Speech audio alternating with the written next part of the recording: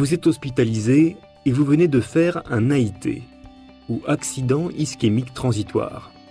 Il s'agit d'une artère qui s'est bouchée à l'intérieur du cerveau, puis qui s'est débouchée spontanément, sans détruire la partie du cerveau qu'elle alimentait en oxygène.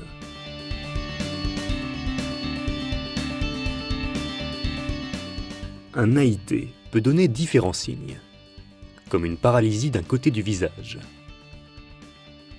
une paralysie d'un côté du corps ou un manque de force, des difficultés pour parler, des troubles de la vision.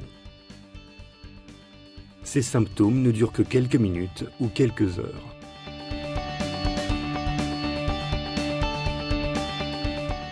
Durant votre hospitalisation, vous passerez différents examens afin d'explorer l'AIT et de rechercher une cause.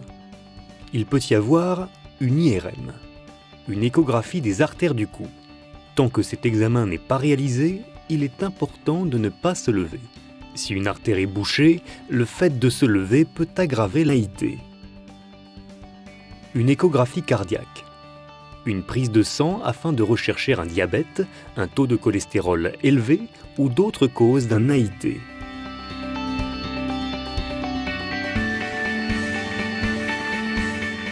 L'hospitalisation en neurologie se fait généralement aux soins intensifs neurovasculaires. Beaucoup de soins vous seront prodigués. Le médecin, l'infirmier et l'aide-soignant seront très présents afin d'assurer une surveillance rapprochée. C'est durant cette période qu'une grande partie de vos examens seront réalisés. Vous devrez rester au lit afin que l'on puisse enregistrer votre rythme cardiaque durant plusieurs heures, voire plusieurs jours.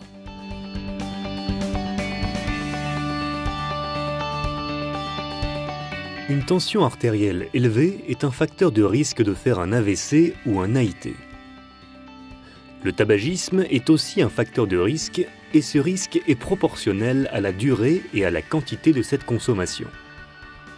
Le diabète, surtout s'il est déséquilibré, le taux de cholestérol élevé, la forte consommation quotidienne d'alcool, vin, bière et alcool fort, c'est-à-dire plus de 3 verres pour un homme par jour et plus de 2 verres pour une femme par jour, la sédentarité et l'obésité, une arythmie, autrement dit lorsque le cœur ne bat pas régulièrement, peut créer un caillot à l'intérieur du cœur. Ce caillot est alors susceptible de boucher une artère dans votre cerveau.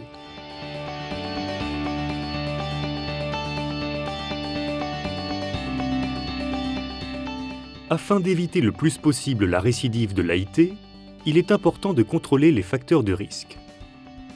L'hypertension artérielle, le diabète et le cholestérol doivent être bien maîtrisés en prenant bien son traitement et en apportant une attention particulière à son alimentation.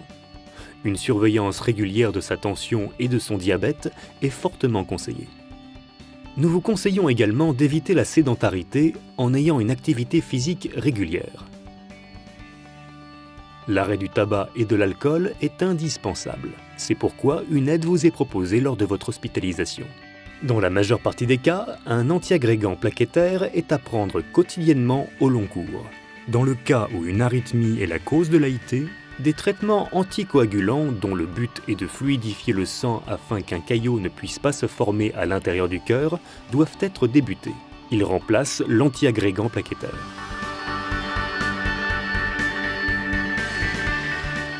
Installer une relation de confiance avec le personnel et le médecin est indispensable pour avancer ensemble dans la même direction.